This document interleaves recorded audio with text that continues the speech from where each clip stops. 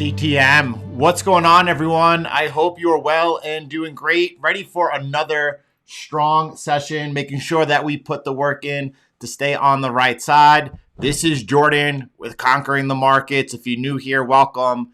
And if you're not, welcome back. We got a strong session ahead. We're going to be taking a look at CTM positioning. We're going to take a look across crypto, across stocks. We're going to do a full market review. We'll be talking a lot about the macro. We're going to be looking at discretionary levels, critical levels of important breakouts and breakdowns across Bitcoin, the Nasdaq, and the S&P 500, as well as a look at the potential coming if the bullish structure remains intact, the golden accumulation pocket ahead of the Bitcoin halving. We're going to put it all together and make sure that we look at it right now. What I want to do is start off with a great question that Yamato had two great questions. The first is, why are things pumping here this morning?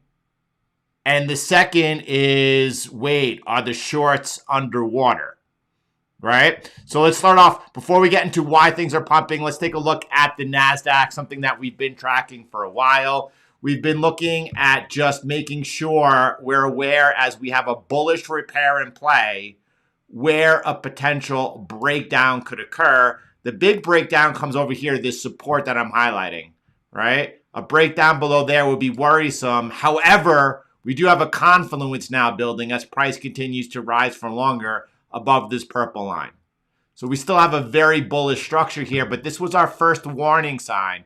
We cloned this line in Thursday's session. We brought it up to here off these two touches, and we said that a breakdown over here likely could be setting up a move down to the purple line. We've had the breakdown, and price has since gone up and retested and has even resumed down. So shorts are not underwater. If you were shorting up here, discretionary, this is a small move. When we talk about anything, whether we're talking about Bitcoin or we're talking about the dollar or we're talking about the equity markets, it's really important at whatever particular time we're talking about it to realize time preference, time frame, because the analysis could be multifaceted. We could be extremely bullish on Bitcoin and then all of a sudden point to something like liquidity or treasuries and point to Bitcoin being pointed in the wrong direction and we're looking for a snapback. We could talk about here, this is a counter trend trade, right? The trend is up. We've talked about all of the past 4 months, the repair in of the bear market trend line breakout, and then this purple line, 2 repairs up over here. This is a counter trend trade. We're trying to stay in front of it. We're trying to make sure that we sharpen our skills on a daily basis. We're talking a little discretionary here, so let me just highlight the discretionary title below, right? And, you know, if you're talking about shorts being underwater, I mean, from where? If you've been short, and I've talked about how bad it would be to have been short all of this year, 2023, you're on the wrong side. We're putting in major repairs. And until we have a breakdown, you should not be short. If you're talking about a swing trade and you took this counter trade signal, this is still in play. Let's go look a little bit further. We are right now touching a very important level. 13,000, right around 13,000, 12,000, called 13,000, the psychological level. A close above or below that level today is pretty significant. By the way, we saw yesterday, right, beats across the board from both Alphabet and Microsoft, and equity markets, while closing deep in the red yesterday, have bounced. Now, they have not bounced higher to where they opened up yesterday yet. They could, but they haven't, right? This thing is up 1.2% right now. The Nasdaq up today 1.2%, and it closed down yesterday 1.7%. So you don't need me to do the math for you. You got that. But I want to take a look at just talking about this is an important area, important level that we're looking at today. Now, let's go a little bit further. And we talked about and we added over this potential bear flag that was forming. And we saw that price has broken down outside of that bear flag also. This is early. This is like a further confirmation. And has since came back up and is retesting that broken support of that bear flag. All right. So that's so far it's just a breakdown and a retest. It has not resumed off of that whatsoever yet. Let's add in a little further structure. This is over here, a potential resumption of the trend. That's the top resistance of what could be and is still intact and in play, a bull flag that's developing. Don't forget, we're looking at an uptrend over the last 4 months on equity markets. We're looking at the second repair taking place, breakout, retest, resumption up above this important level, 13,000. Do we close above it or below it today?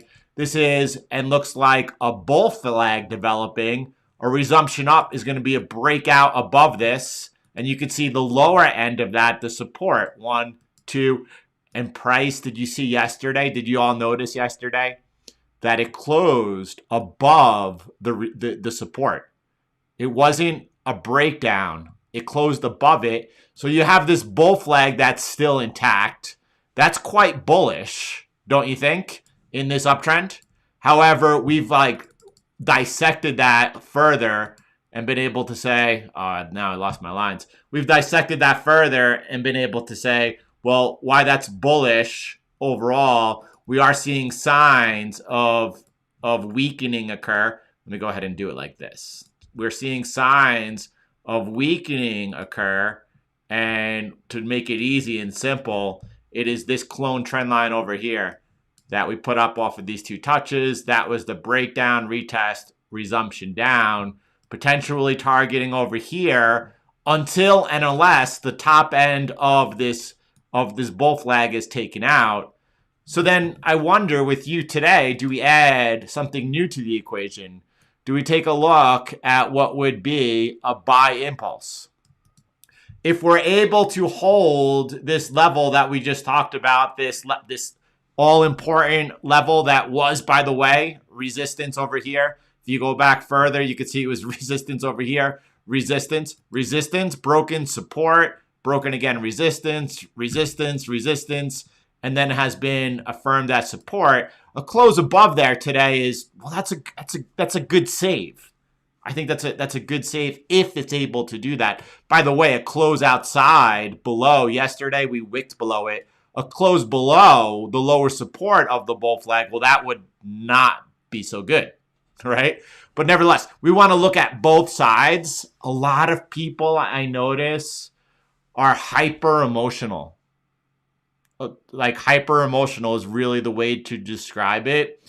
And if the markets go up or down 2%, like, you know, they think that if they are looking at like 3,000 Bitcoin, all of a sudden they're winning. Or they think if they're looking at by the end of the year or within this year, 100,000 Bitcoin, they're winning. And it's not like that. It takes a lot of work. And we want to make sure that we stay on the right side, especially right now.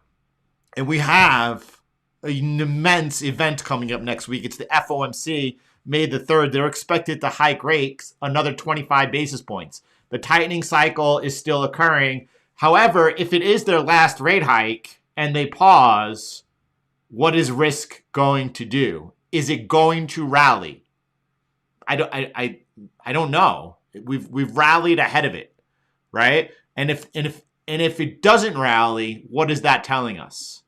All right. Now you have to be able to consult all sides and not get emotional about it. Either which way. Let's jump back over to here, and you can see this level over here, this 13,000. If we close above it and break above this yellow line, then what we're looking at is a hold of the bottom support of the potential bull flag that's developing and a breakout above here. That could be sending us back towards the top end of the support.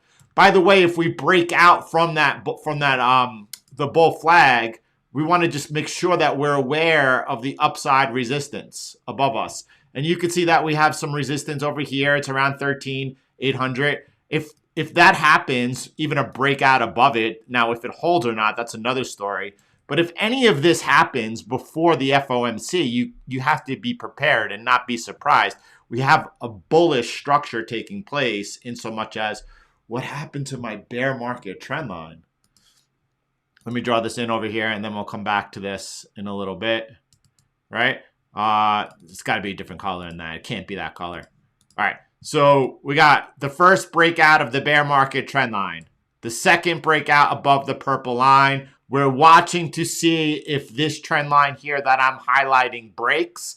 If that breaks, that's the first suggestion that a major sell impulse is kicking off. If that kicks off, we want to make sure that we stay on the right side. And then ultimately, even if it breaks now that we're above the purple line, we have an area of support, an important retest that could occur. This line, this last line is the last I'm going to say on the Nasdaq as we keep moving forward now. If that breaks, that's the last line of hope. If that breaks, it looks like that we are going to be testing the lows down over here, highlighted. And there we are for there. There was something. I saw two words, head snack and wisdom. Right?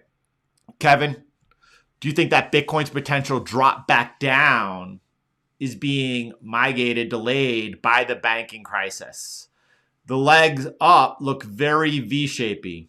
Kevin, we're going to take a strong look at that today, that exact question. So let me go ahead and favorite this and highlight this, and we'll come back to this because we're going to be looking at that very, very closely.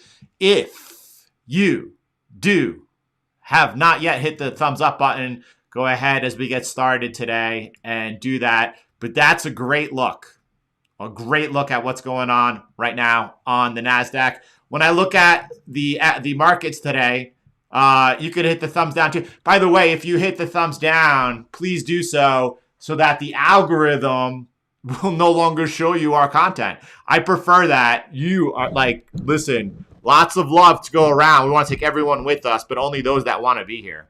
Please do smash that, crush that thumbs down button if you do not want to see any of these videos again. That would be grateful for that. Looking over here at the 10 years, what I'm noticing, and yields are up today.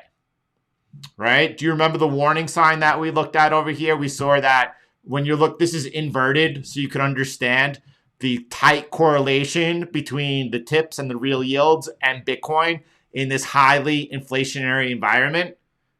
And I think that the time comes when inflation's under control, assuming that happens.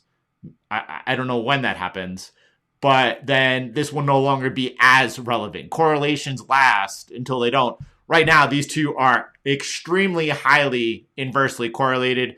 So I went ahead and flipped it so you could see the movements together. And at this particular point last week, we were talking about, this is straight away. One of these is going to be wrong. Last time it was Bitcoin, and this time again, it was Bitcoin who corrected. And then you can see now that they are actually moving up in unison together. So this move up over here is yields coming off, moving down. This is then Bitcoin rising up. What's happening today? Oh, we're looking at yields rising.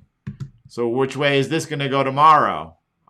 Just be careful. That's all I have to say. Let's look at the S&P 500. We're still on discretionary. We're not on stocks. We're going to actually get into stocks a little bit. I just want to go ahead and just point out that similar to, right, where the breakdown was the sell impulse on the Nasdaq, this is the line that we caught. This was a sell impulse. Now, this was the last repair that we looked up, exit, up, exit. This was late.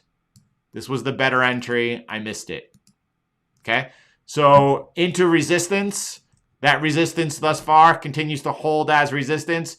And we've hit the sell impulse and we're coming down and we're looking at potentially testing this area of support. If I were to clone this up a little bit and just move that up and I could see that, look at that, like I'm able to just eyeball that that's the same structure of the market. We're into a little bit of support where we rested into today, this morning. And if this holds, I consider this to be neutral. All right, this is with the sell bias, sell position still intact. Into that first area of support. And right now, if you wanted to take some profit, that's the way to do it, right? 15, 20, 25% of your position, take it off.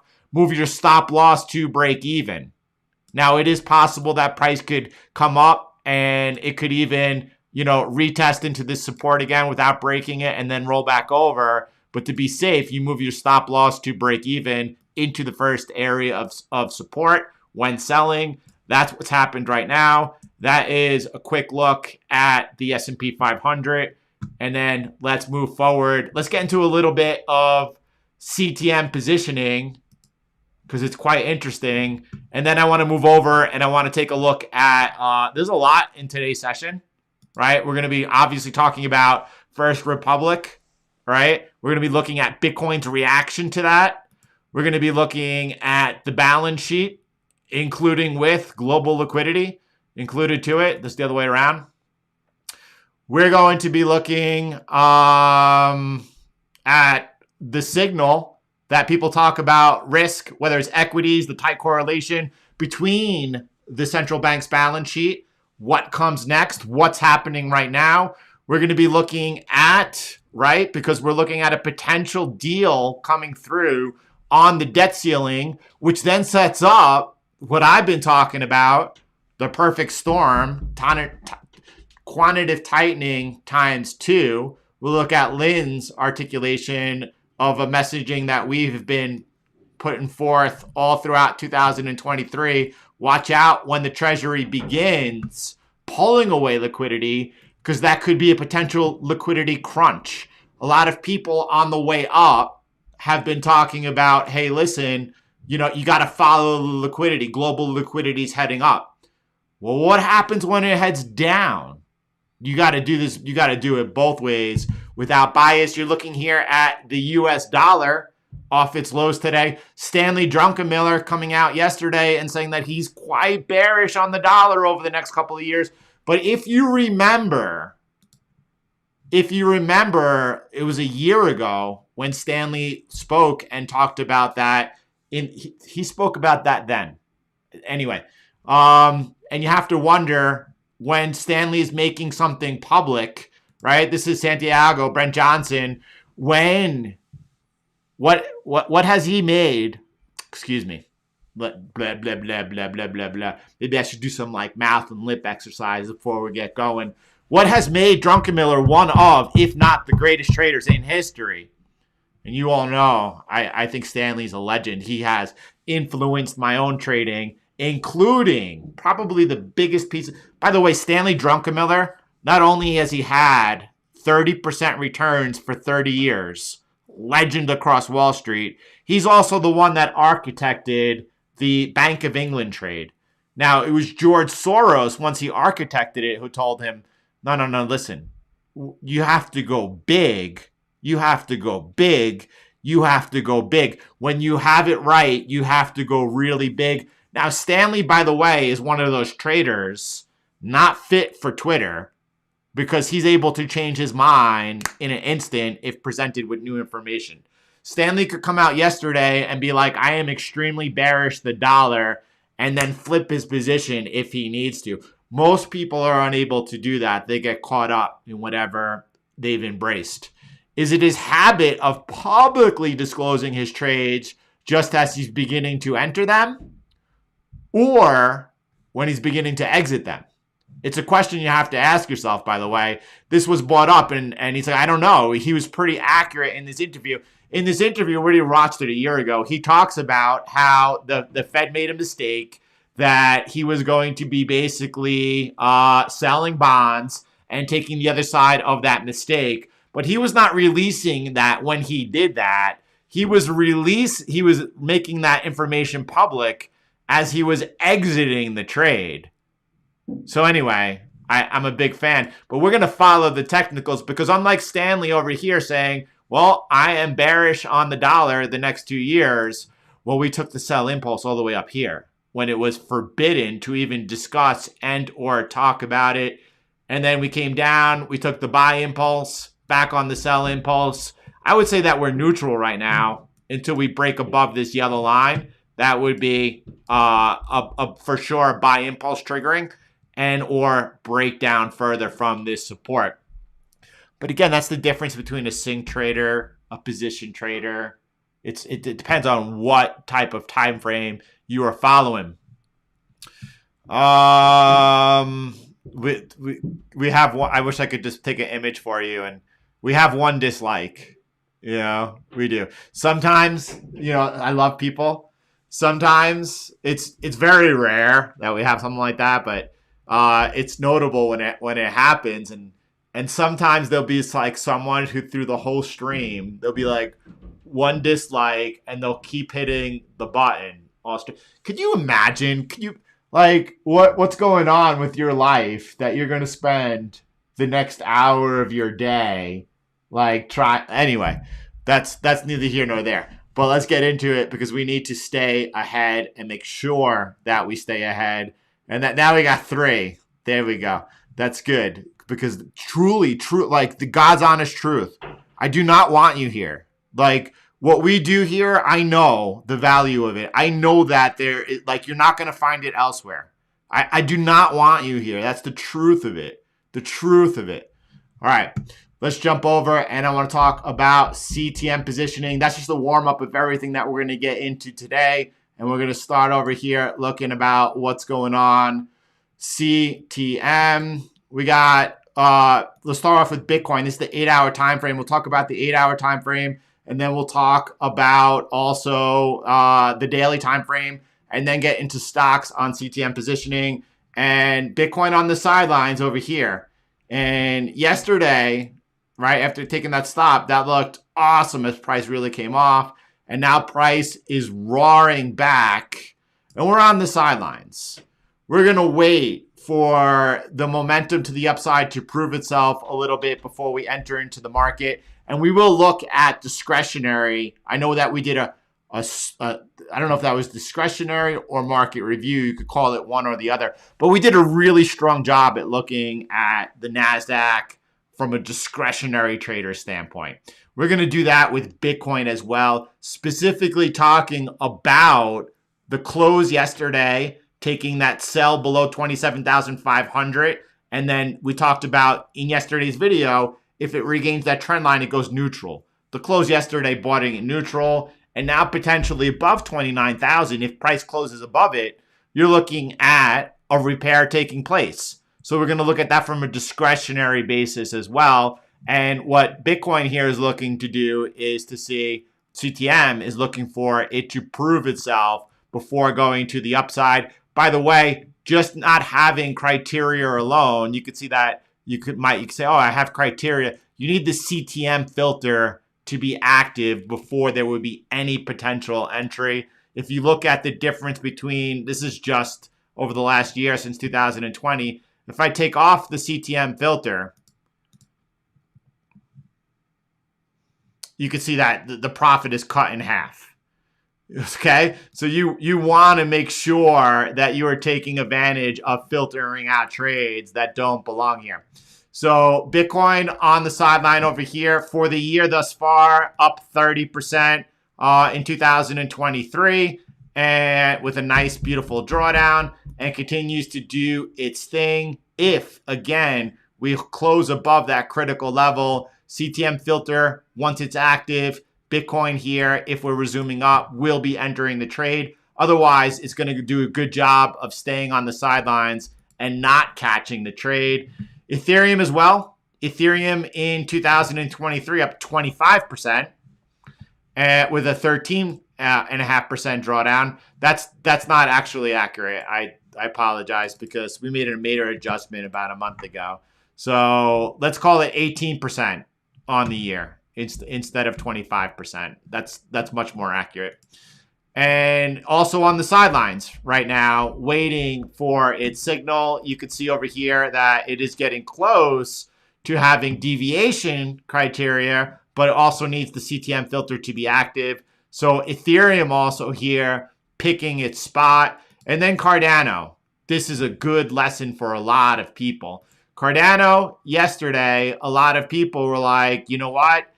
I wish I exit this trade. I want to exit this trade ahead of time. Do you remember last week we talked about when someone pointed out this potential inverse head and shoulders? Here's the head, here's the left shoulder, and here's the right shoulder with the neckline. And then I pointed out, I said, well, it's not that easy because they were targeting something like, I don't know, 65 cents or 70 cents, whatever the measured mood was. You take the head into the trend line, and then you take that distance above to get what the projected target is.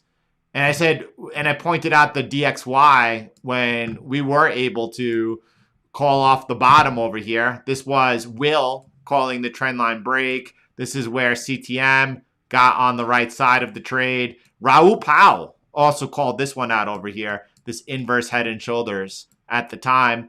And, that definitely blew past whatever a measured move was. So measured move and all that yada, yada, yada. But guess what? Like the whole point of participating in these sessions in the markets is just like, little by little, you are able to gain a little bit more knowledge.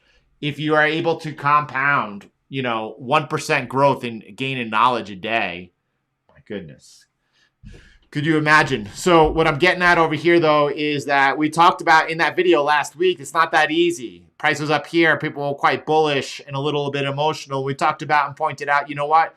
You could see price come below the neckline, taking a lot of people out of the trade and then getting back above it, just as happened on the DXY over here. You can see on the DXY, price closed above it, then back below it, and then back above it.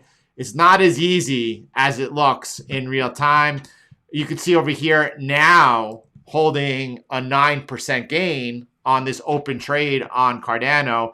Yesterday, a lot of people, this was minus 0.5% yesterday.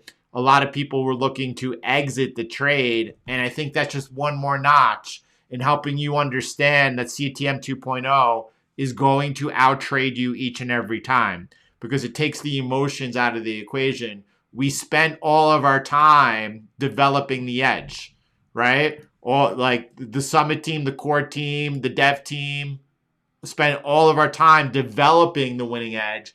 And now it's about execution. If at any point in time a behavior's changed, that's done from a data-driven perspective. It's done slowly. What we have foundational, we believe is the best of the best. And that's how it's done. opening up a discretionary movement opens up Pandora's box, and it's going to actually work against you in the long term. If you look at what's happening over the course since 2022, I mean, why up 30% on the year? Last 15 months, 124%. Ethereum, look at the drawdown. I always tell people when I bring people into my office, friends and family, and I show them what we're working on, what we're doing, what we've done, and then you see look at the drawdown. But still great return over here on 25% in 2022. Last 15 months continues. Cardano also, why right now in 2023 is down 20%, down 16%, holding an open position here, 9% into profit, coming back and just giving it a little time. Cardano performing quite well. So wait for, what I'm trying to do is prevent FOMO. Look, I get that Bitcoin here just gapped up. Why did Bitcoin gap up? Let's move forward a little bit and talk briefly, and then I'm going to come back to CTM 2.0 about what happened here with First Republic. Stock falls 35% as the bank looks for a rescue deal. What is it? $200 billion in assets? Gone. It's gone, right? Is that inflationary or deflationary? It's deflationary. Oh. Look, Fed's doing its work. It's doing its job. People are looking. Bitcoin jumps 8% as First Republic woes reignite concern over the health of the U.S. banking system. Oh, that's interesting. Story of the day, without question. First Republic. Now, it's also coming off the back of, by the way, we're looking at Google, Facebook. What?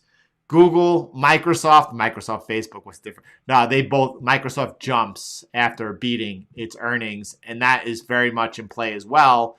People are looking at what happened the last time we saw Silicon Valley Bank go under, and we saw the Fed come in and take treasuries off of their balance sheet for a year and basically have to print money to loan them money to help them out.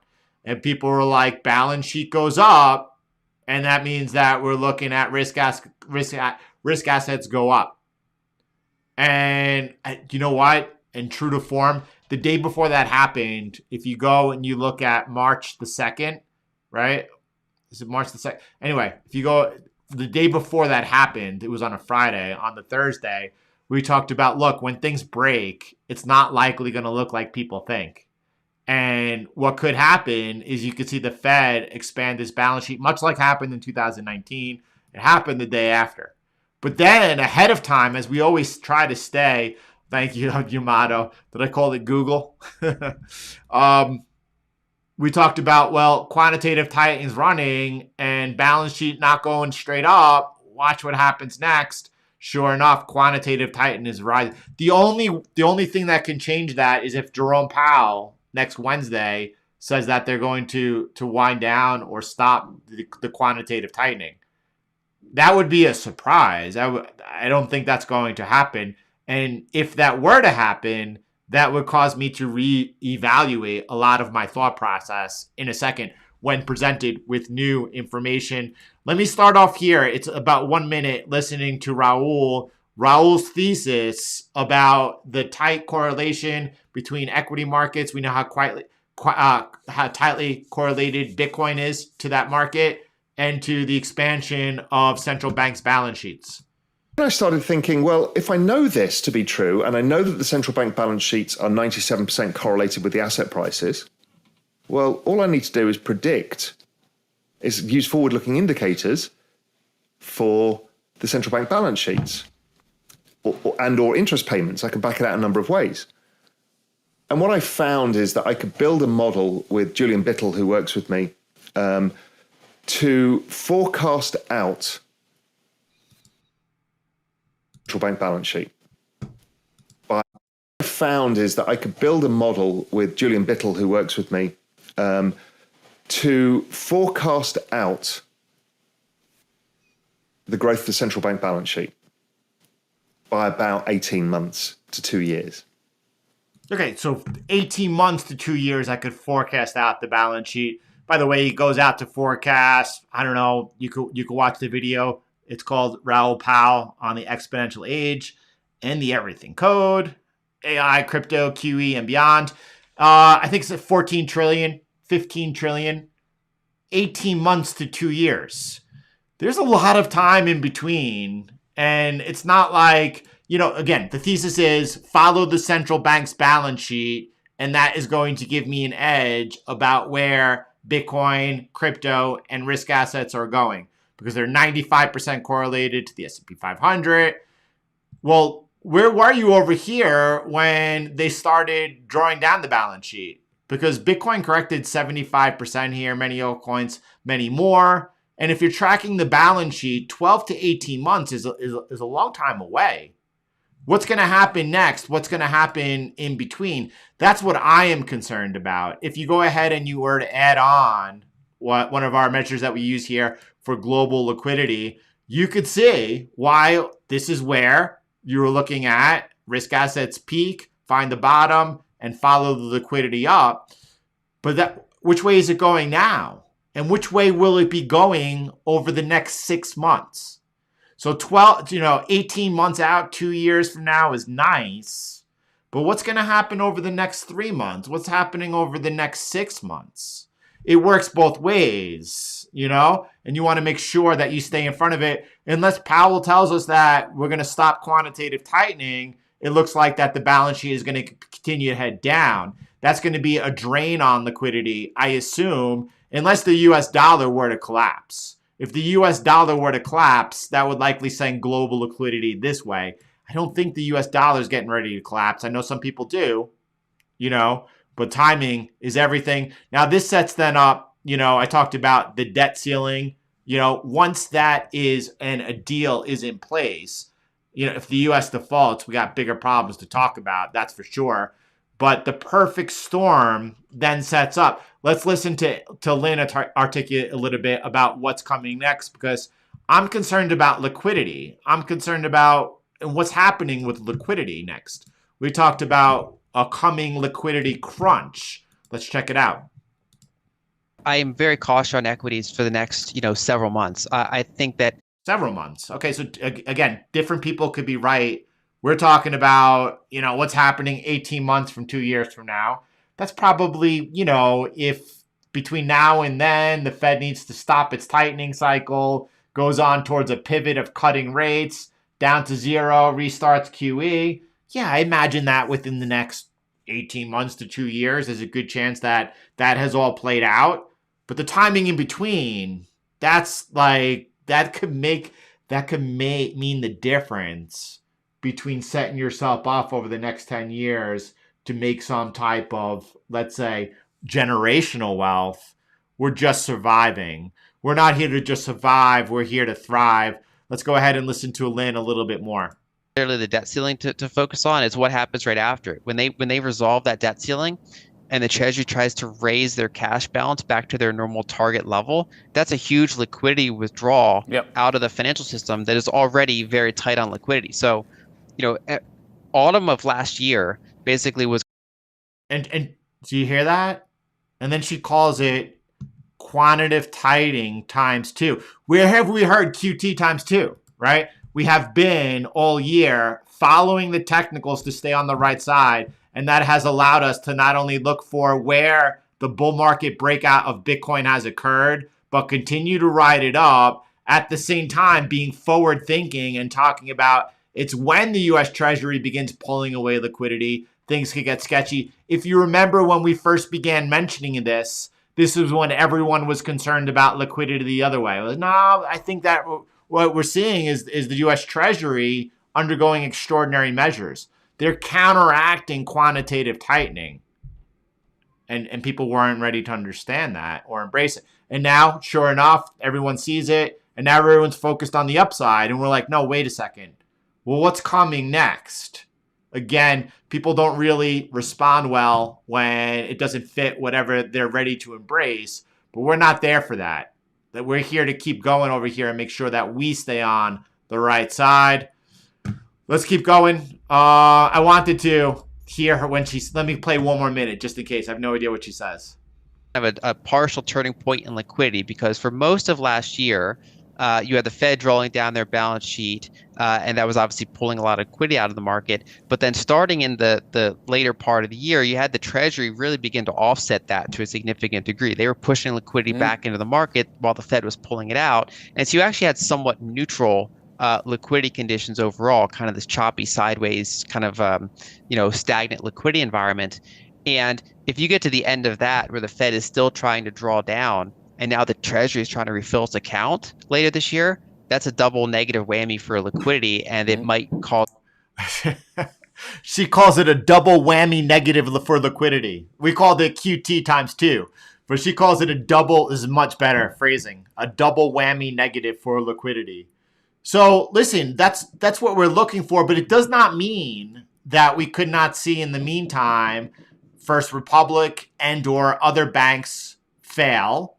And if they fail, Fed go ahead and actually continue expanding its balance sheet. And if that's happening, that this current move that we're seeing on Bitcoin and risk continue to shoot up that way. Because I imagine it's going to. So that's why we follow the technicals to make sure that we stay on the right side.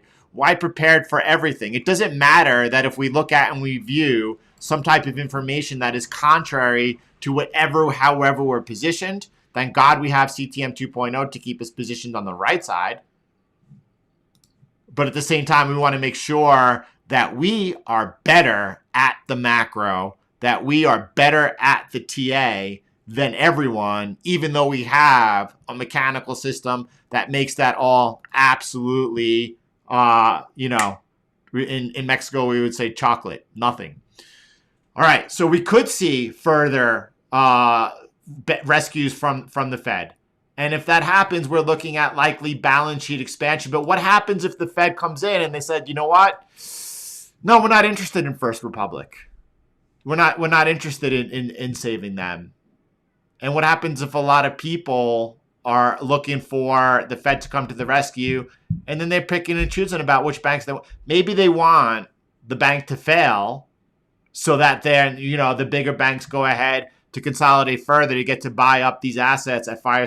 I don't know. I don't trust anyone, Anyway, let's keep going. Let's move forward. Let's talk a little bit about Bitcoin from a discretionary standpoint over here.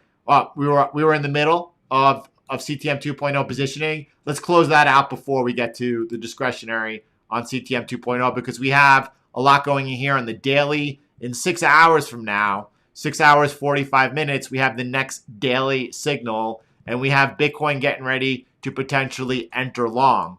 On the year, up 37%, Bitcoin crushing it. Does it have a 100% win ratio? It does not. What's the win ratio on Bitcoin? I don't know. Let's go back and let's look at the last 5 years. It's a 42%. Oh, what does that mean? Well, it means that if you want to have a drawdown that resembles something like this and a return that resembles something like this, you're not going to continue to have a 100% win ratio. And even though the next signal, by a probability standpoint, might not be, it doesn't matter. It's a question of making sure that you are executing without emotion, that you're not trying to bring your own thoughts, feelings, and or discretion into the equation. How would that have worked out for you during the banking crisis? Well, we were on the sideline and then we got back in. Bam. Right? Same thing. We want to stay on the right side. We're looking at Ethereum on the daily, getting ready to close the position at that same time. It just entered a short position after closing along, flipped right from a close to an enter, and now getting ready to close that position for a minus. It's a long time from now. 6.5 hours is a long time for now. So this loss could be substantially greater. You might not be closing it any longer, or it could diminish. Same thing, this enter long pending. Don't front run it. If we have a wick down, CTM 2.0 is going to stand aside. It's not going to take the trade.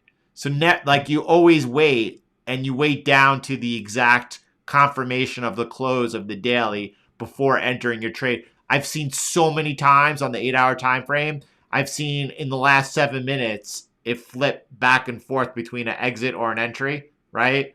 Like 7 to 12 times. Ethereum on the year, just break even right now, up 5% on the year, right? Go back further. What's its win ratio back to 2017? All of our win ratios are roughly in that area, around 40%. Dr. Van Thorpe, the most successful traders I've seen, the most successful investors, they have a win ratio between 35 and 55%. What they do is cut their losers short and push their winners CTM to the core. This is the daily time frame, right? Cardano here down 20% so far in 2023 and holding an open position here 12%. That brings up portfolio allocation. You could see across the daily, across the 8-hour, right? Now, I have to be honest, Bitcoin in 2023 is leading on the daily, leading on the 8-hour, but it was the big laggard in 2022. 2022, Ethereum was the big winner. Bitcoin, why profitable? 8-hour, 85%. It was, compared to the 300% on Ethereum, the big laggard. Cardano in between, 200%. Portfolio allocation is really important. If you have not yet seen in the Nuggets channel the video on portfolio allocation, go ahead and watch that today. Not only will you understand and have here you go, from the 2nd of February, what is the best portfolio allocation, you will also get a keen understanding of the team that is here working together. You will understand when I talk about being data driven, what do I mean? If you're looking for a winning edge, here we are. All right, so the stocks really quick, right? Stocks is yesterday, people were like, why didn't we enter? And we explained the CTM filter was not, this is the inverse, the S triple Q. This is the inverse, right?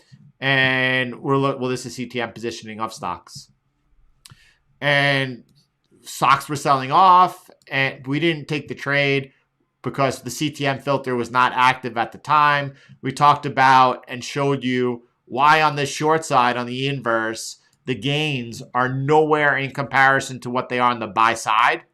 However, you're buying this. If you're trading the inverse, if you think stocks are going down, you're buying this, but it's because you think stocks are going down. However, when you compound the two together, compounding growth like no other. Same thing over here on FNGD, the inverse. It's sidestepping a bunch of trades. CTM filter not active and doing a good job in doing it. We're neutral across the board, including on Tesla, unless I trade Tesla both sides here using a margin account. If you're trading the inverse bear ETF on Tesla, that is currently also in a long trade right now.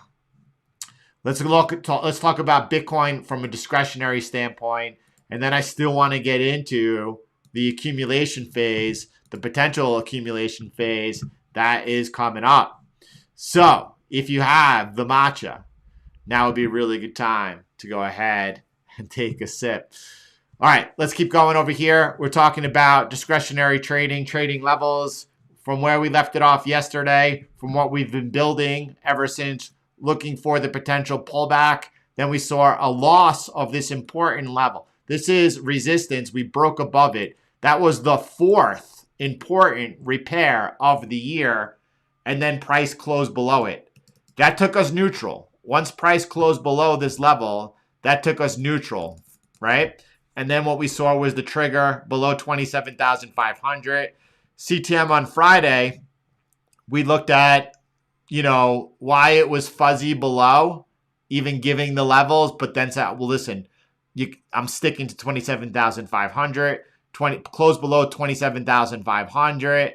That was the trigger. And in yesterday's session, we said, if we get back above the trend line, that would take us neutral. Yesterday's price bar closed right above the trend line. That takes that sell impulse and negates it and getting back neutral. right? And then we seen price here today rising and breaking out above, getting back above that repair. Well, that sets up, or the repair is back in place. Now, it doesn't mean that we go straight up, and it doesn't mean that we're not going to retest this line, which likely would make a lot of sense. Now, whether it happens tomorrow or out into the future, right?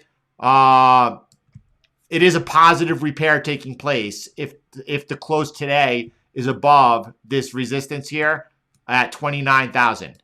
If we do not, that just takes us back neutral. After this false breakdown, what I'm looking for over here, and let me just give you the exact levels. I'm going to clone this line, and this is simply the structure of the market. And we've looked at so often how this structure goes back not only towards something like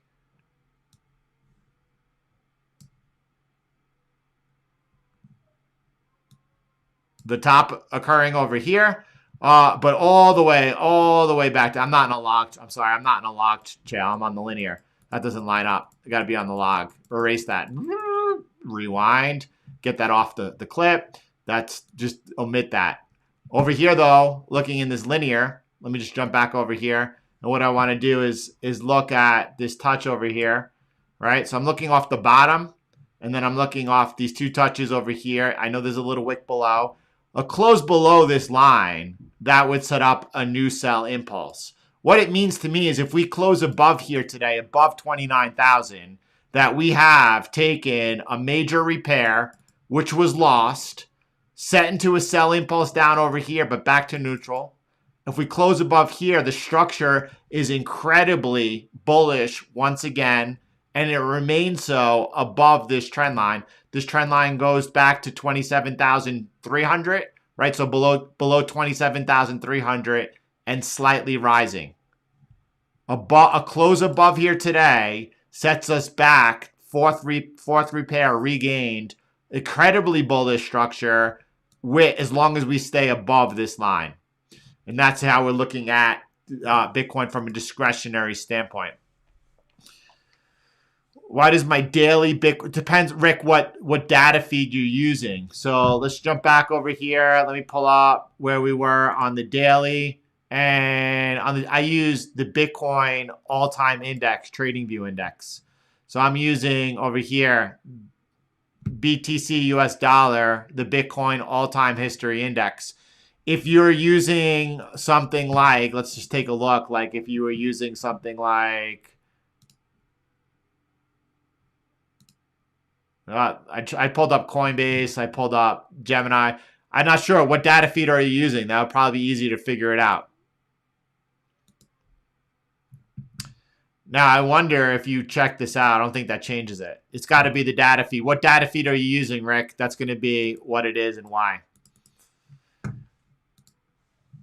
All right. I want to get into how long we've been live here. Almost an hour. I want to get into a lot. A lot of people, by the way, are now telling you, man, Bitcoin, it's completely tracking, the previous cycle. It's completely tracking the previous cycle. And that means that we have another massive move coming up. Well, let's take a look at that. I mean, first of all, look, old as I know, that this is put out over here as Bitcoin over here is right on its lows, below 17,000, and people think that Bitcoin is going to crash. What's the feed though? Are you using the all-time TradingView index? Rick, that's the one I use. Go ahead and use the Bitcoin all-time index. On top of that, you could confirm that you're on the daily time frame. And so you're just 10.5 hours. First consult. Yeah, which source? That's what I'm looking for when I say data feed. Thanks, Michelle. So as Bitcoin over here, though, was in the weeds, people were at peak fear and scared. Well, we did throw this out. And then we've seen that since then, Bitcoin is doing a good job of doing Bitcoin things. By the way, I don't know whether or not Bitcoin is tracking off of the April high, the November high, or the halving. That's what I want to look at with you. This is starting off looking at Bitcoin in relation. It's going to be in a second, lining up each cycle from the point of the halving. Now, if you were to look at this chart right here in this view, we're going back to the beginning of 2021. Would you say that that chart is bullish, bearish, or neutral? Rick, you could also try posting inside the CTM 2.0 channel, inside the Discord, sending us, tagging me a screenshot showing your chart. That might be helpful as well. And then in response to that, I could reply with the ticker itself and a screenshot of that. That will really help you. We want to make sure that you get that worked out and situated. What does this chart look like to you? Is this bullish, bearish? I would say that chart looks bearish to me, honestly. I'm seeing double top. I'm seeing strong downtrend. And I'm seeing price over here, what looks like a rising channel. It looks like potentially a bearish fag, a bearish continuation pattern. And price is coming into resistance. So, and again, I get to say all this because I was the one who called the bull market breakout down over here. It's a lot different when people are talking about it today and what's happening now. And it's a lot easier to be a cheerleader. It's a lot harder to get things right in real time. Let's go ahead and line this up from the halving, right? And if I line this up from the halving, I'm going to go ahead and point out two different things. The first thing I'm going to point out, so let me go ahead and clean that up a little bit. Let me go ahead and go to get off the 2012 cycle. And I'm going to say, well, this is really tracking the last cycle really closely. And if you're lining it up from the halving, though, what happened around this time? Oh, well, it looks like that we, kind of ran sideways. Now, this part here, I consider that to be an anomaly. This was the global lockdowns. Just as this part over here, I consider to be an anomaly. That was the U.S. banking crisis. Will there be any further anomalies that occur between now and the next halving? Well, I do believe there'll probably be many. We are in unprecedented times. It looks like to me that the system is hanging on by threads. I have no idea what's going to happen. And I'm certainly not going to go ahead and risk anything and simply by saying that, well, in the past, here's what happened on Bitcoin, therefore it's going to happen again. But rather, I'm going to make sure that I'm prepared for each and everything. Thank God we have CTM 2.0, knowing when to be in the market, when to be out, and on which side is absolutely priceless. But I am continuing to follow it. Look, you could say that, well, what we've seen happening is very close. And if that's the case, and this continues to play out, and by the way, if everything cross your fingers continues to play out relatively smoothly, the Fed is able to continue tightening, continue to quash demand, to bring, without losing too many banks or the financial system, to bring down demand. And we start seeing over the next year, inflationary forces because of a global slowdown continue to come off. If they're able to have and orchestrate a mild recession in order to do that, and then also have rates down or close to zero as they look to roll over 1/3 of their debt, and then coming out of that, go back to easing, interest rates low, they're going to have to start quantitative easing once again, and this could line up really clearly with past cycle behavior. And people will be like, look, it was the 4-year cycle. I mean, yes, but we know better. Anyway, if this didn't occur, this little anomaly, what you're looking at from where we are or close to today, close to, well, I'm talking over the next 2 months, right? May, June, around that area, we should be getting ready for, by the way, there's a lot of people who are looking for Bitcoin to hit 60,000, 50,000 by June. That's a bold call. You know, if that happens, I want to be on the right side of that. I want to make sure that I follow the price action and I'm on the right side of that. You know, no guarantees though. What we're looking at is an accumulation cycle that's approaching. Now, I talked about one risk, and another risk that I personally don't want to be involved in is simply dollar cost averaging Bitcoin. Now, it's different. If you're talking to your mom, if you're talking to your cousin, if you're talking to your friend, or you can't really get them as involved as you are. And does it make sense if they don't have a hedge against the debasement of the currency to have that hedge of Bitcoin held in cold storage in a hardware wallet? Does that mean they need to go through and learn something new? Yeah, it's called they need to learn about money. They need to learn about sound money, and they need to learn about the dollar debt-based system. And then they need to go ahead and have a hedge against it. And then not only that, they need to then go ahead and learn what it means to go ahead and be a sovereign individual and secure your own funds. Because people were sweating a month ago that had funds in Silicon Valley Bank. People who had funds there and then it looked like they lost it all overnight were really wishing that they had gone through the steps it takes to go ahead and secure their own funds. It's like anything else. It seems overwhelming. You go through it, and all of a sudden you're like, wow, that really wasn't difficult at all. Anyway, I would tell them, look, dollar cost average into Bitcoin. Because over a long enough time scale, if Bitcoin wins, they're protecting themselves. Would I tell them to take all of their money and all of their capital and go ahead and buy Bitcoin? Absolutely not. Absolutely not. Either which way, let me go ahead and pull back on this 2012. And I just want to show you from this period that we're in, we are looking at a potential accumulation zone occurring on Bitcoin. It's not the same across the board. This is the April high. A lot of people think that April was the all-time high on Bitcoin. And even though price made a new all-time high here in November, structurally that it was aligned to, let's say, I'm not even going to get into that only because I don't have the mental capacity right now. But please, I've been through it so many times. I hope you get it. But you could see even here that bounce into November. Structurally, that fit very well with other bear market price behavior. Now, for a long time, the jury was out about which one you believed.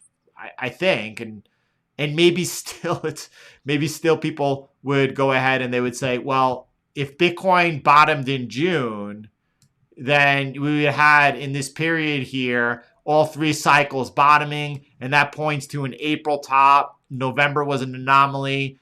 And I mean, that's not what happened. Bitcoin did make a lower low here in late September.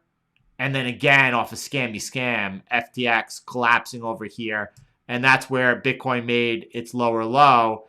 So it's debatable. You could say that had that not happened, that this structure is closely aligned. By the way, if that did happen, if we're going to just pretend, I don't know, I don't have the answer, if whether or not April was the all-time high, then at that point in time, we are here right now. We're exactly right on time. You can see all three cycles lined up in this area, and that we are headed for an accumulation phase, sideways price action, starting now through the summer into the fall. This is the time, right?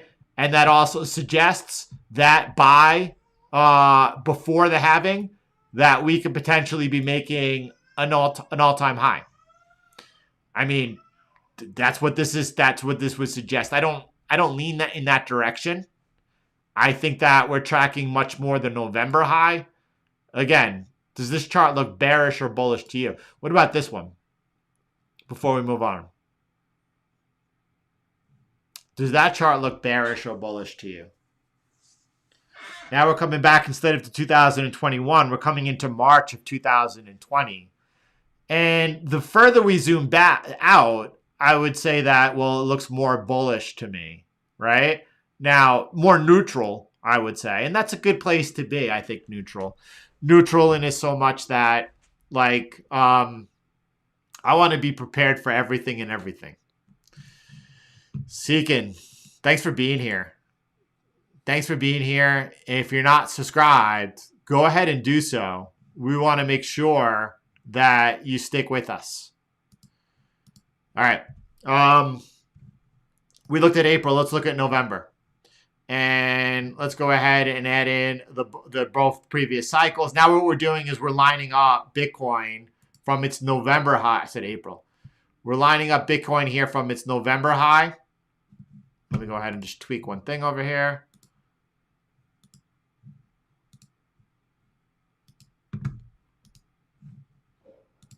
All right, so now we have the all-time high in Bitcoin that occurred in November and lining up the previous cycles to their all-time high. And looking at that from here to the bottom, I would say, well, they're all bottoming in the same time, right? Yeah, look, we have the kick up over here. I don't know. They look closely aligned to me. They truly and really do. I lean towards the November as actually being the high, and for many reasons, but most importantly, it was because of the Federal Reserve and the Fed policy. See, the Federal Reserve, they are the central bank planner for the world's reserve currency. And that means everything. And it was in November that they began pulling away what? The liquidity. They tapered down the quantitative easing purchases until we got to March. And in March, they finished. Just like the Fed before they start quantitative easing needs to get interest rates down to zero, as Ben Bernanke told us, in order to begin the tightening cycle, they need to get their quantitative the easing purchases, the buyings of security, to a halt. That's what they achieved in March. In March, they began raising rates, and they, boom, got to follow the balance sheet. Raul is saying that he expects in 18 months to 2 years for the balance sheet to have expanded by a massive amount. And I would really I don't think anyone would disagree with that. I do not think that anyone would disagree with that. But between now and the next 6 months, it looks like they're pulling away liquidity. Lynn talked about how because of the double whammy liquidity crunch, U.S. Treasury will begin raising their cash balance, that things could get a little bit of funky. And without that happening, we're seeing banks drop. Now, if banks continue to drop and the Fed needs to step in order to backstop them, and we see their balance sheet go up, then Bitcoin is likely going up along with equity markets. If the Fed decides who and what needs to be saved and they let one go, maybe First Republic is the one sacrificed at the altar. I don't know, and you do not know. People told you that they could not taper a Ponzi. If you go back into October, November of 2021, people told you that they cannot taper a Ponzi. And I told you, no, they can taper a Ponzi. They could taper a Ponzi and pull back liquidity only for a certain amount of time, but they could do it. And this is a long time to be on the wrong side of a trade. And if we see things get funky over here, double whammy, liquidity crunch, and all of a sudden we see some type of event, who knows what this event is? We never know ahead of time. You know, I don't want to be on the wrong side. I don't want to be on the wrong side. Anyway, so that up until this point, right, I said, well, this looks like it's really tracking to me. And now I go ahead and I add this in, and well, this looks like it's really tracking to me. And that's why some people here are pretty confident that we're going to see a move up in Bitcoin that would take us to 60,000. Now, we looked at it ahead of time. Do you remember when I showed you all, or we together looked at the 0.786 retracement fib, and in how previous 2 cycles before the halving price came up to it? That's at $50,000. Price when we did that was all the way down here at the end of January. It was somewhere around $20,000. People didn't believe. Price, more than halfway there. Like, oh, that could happen. Yeah, that could happen. Doesn't mean it's going to happen at all. And just because price here in the last cycle did this does not mean it's going to do that again right now. And people will point out, will say, well, it's the same thing. Well, kind of. I see price over here consolidating in a channel and then comes down and breaks up. But this was a banking crisis. I don't think it's the same thing. Fed expanded the balance sheet. Bitcoin came up. But now they're pulling back liquidity. Anyway, I don't know. But more importantly, and we're going to go ahead and we have the halving all the way out here. Does anyone know the halving date? It's moving. It's a variable. It's not every 4 years. It's every 210,000 blocks. I think the last time I checked, it was somewhere around the middle of April. If anyone knows what it is today, I'd be quite interested in it. But, look, we could have, if you were to go off just last cycle behavior and just throw TA out the window, which I will not do, you could say that, well, potentially by May, June, here's May, we could see Bitcoin putting in a new substantially higher high. As you can see, this like last gasp before the accumulation period begins. This is a bit of an anomaly here. Don't pay too much attention to this, right? But regardless, and longer term perspective, 1 year from tomorrow. Woo-hoo! Wow, let's get this over here. Just at least I have April the 27th marked out. Wow, we're going to throw a party. So, if we're able to make it through the fall, October over here, middle of October, this sets up the accumulation phase. And that accumulation phase does not end at the halving, right? It's really until about 6 months after the halving, or 4 or 5 months after the halving, I should say. 6 months after the halving, Bitcoin's usually making a new all-time high. It aligns pretty well with the macro if things go well. If everything goes well, if Powell and company are able to engineer a pretty soft landing or a mildly soft landing, mild recession, if you get the pun, if they're able to engineer a mild recession, this all could take place. And in 2024, by the summer, we could really be watching the bull of all bulls running as it has a gush of liquidity behind it.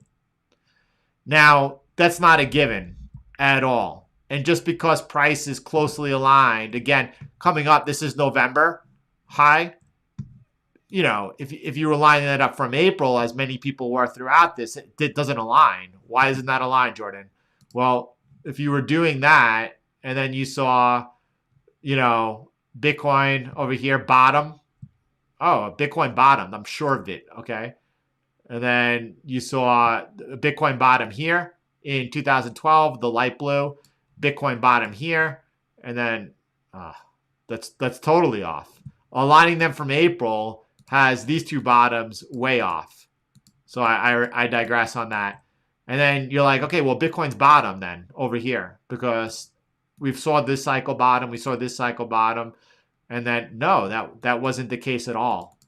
So the same thing, you never know what's happening and why you could line this up today off of the November top and you could say, well, it's exactly the same. I get that. But if you're lining it up from the halving, this is lined up from the halving. It's not exactly the same. It's anyway. Anyway, I digress. But the important piece is, and we will continue to monitor. I hope that all of these bullish repairs take place in the market. I hope that we just had a beautiful shakeout. This is only a 10% drawdown. That's nothing for Bitcoin. That's a drawdown for ants. We're not worried about that. We're also not worried about if Bitcoin were to draw down all the way, let's call it 35% into this trend line. If Bitcoin were to do that, that's nothing more than an expected drawdown in a bull market because the bull market gets going once you have the bull market breakout, which is after the halving. But we're looking at the like off of the low.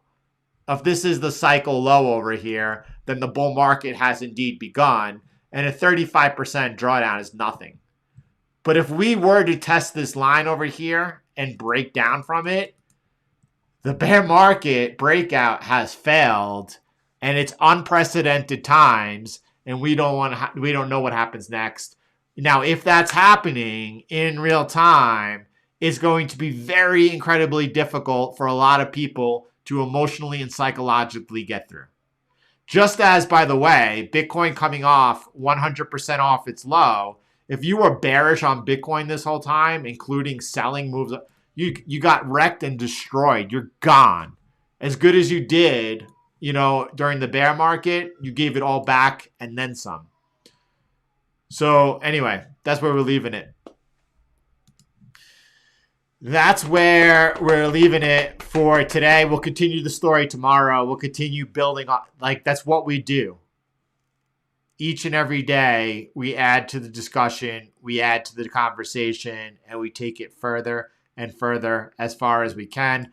Leaving this today, what we're looking for is Bitcoin to close above 29,000. A close above 29,000 is a bullish repair. Now we're going to need to go ahead and obviously resume above there. But as long as we hold this trend line over here, which we added today, and that's above, we'll call it 27,300 with a slight, but anyway, then that bullish repair remains intact. And that's a good thing because we all root for Bitcoin.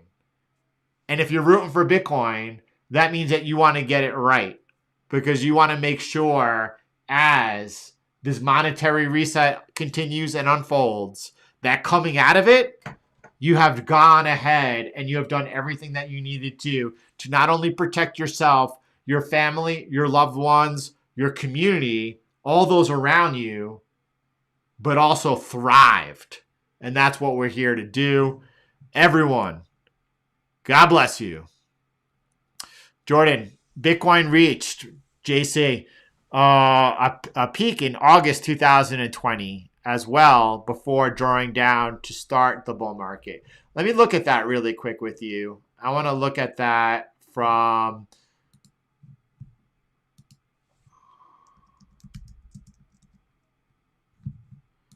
the perspective of August 2020.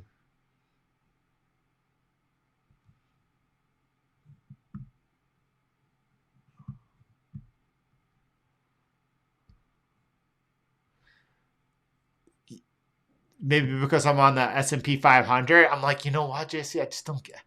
Maybe because I'm looking at the S&P 500. Let's go ahead and take a look at that. Let me jump down to August 2020. And, are you talking over here, right? JC, this is what you're talking about? You remember live on TV, live on the YouTube, we called this line right here, we called the bull market breakout right here, July 20th, right? No, that's 24th, 20, whenever it is. Right here, we called the bull market breakout together. And then why was that the bull market breakout? Let me just zoom out and you could see the trend line occurring. And 2020, that's where we are. And then you came up, breakout, retest, and resumption up. If I go ahead and I fix this line a little bit, it looks even a little bit better. I'm not trying to get it exact here on just giving you the general idea. If you want to go see it exact, go watch it on the live stream that we did together because we called it on air in real time. And that was the last repair that needed to be made, right? Now the bull market began all the way down here, right? And that's where we are today. We're somewhere around here, right? Right around here now. But the bull market began here, but the last confirmation occurs here. What about the all-time high? Yeah. I mean, by the time you're breaking out to the new all-time high, though, you've basically missed the whole bull run.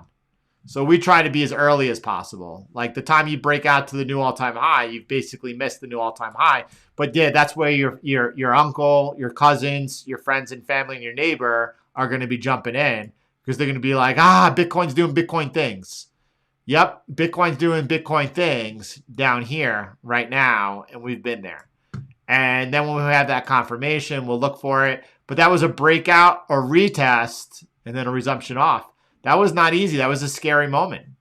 This was a scary moment. I put a blue box around it. I went like this, and I drew like a box over here, and it could have failed. Like we could have had a failure. We didn't. It's like no one knew that this was like it wasn't guaranteed to happen. And after all of this time spending accumulation, I started the channel in November 2019. And then like for all this golden accumulation zone, getting as many people possible to understand the bullish case for Bitcoin, what potential expectations were going forward, and accumulating into it. And then as it breaks out, you got to hold your breath for a second. You don't know what's going to happen. It worked out well, but I think that's the area that you're talking to. Oh, July 2019. Yeah, I mean, I'm not sure. Really what to make of that, except just like a normal pullback, right? Don't forget with 30%, that's a good 30% is like expected. This is, if this did not occur, let me draw another box with you. Maybe it's an oval, right? I'm going to draw a line between now and then the bull market breakout.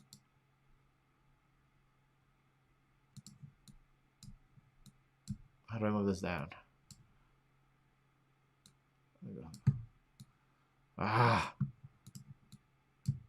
Why can't I grab that and move it down?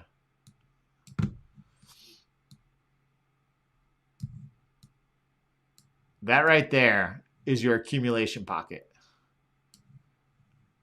That right, people right over here, like we're approximately in relation to last cycle around this area over here. And, you know, this whole area coming up ahead is the accumulation pocket. This is an anomaly. Could we get another anomaly? Yep. Will that anomaly, if we get one, look like Bitcoin going off 65% and then shooting up like instantly and then going up? If the Fed comes in and starts QE, for sure, there's a good chance that that's going to happen. But you don't know exactly what is going to look like. If you go back and you do look at something like the S&P 500, the Nasdaq we could look at, and you come back and you look at what happened in 2000, well, that was like not quick and done. That was a prolonged time of pain. Prolonged 2 years of pain. And there's a lot of differences between what's happening now and what's happening then, including the use of QE and printing money and whatnot, right? Coming out of 2008, you saw the printers run over here for the first time. And it, you know, since then, wow. All right, everyone. We'll bring it more tomorrow. We'll continue the conversation. If you are new here, welcome. To everyone else, lots of love. Have a beautiful day, everyone. God bless you. And I will see you all tomorrow. Enjoy your day. Have a beautiful day, everyone. God bless you.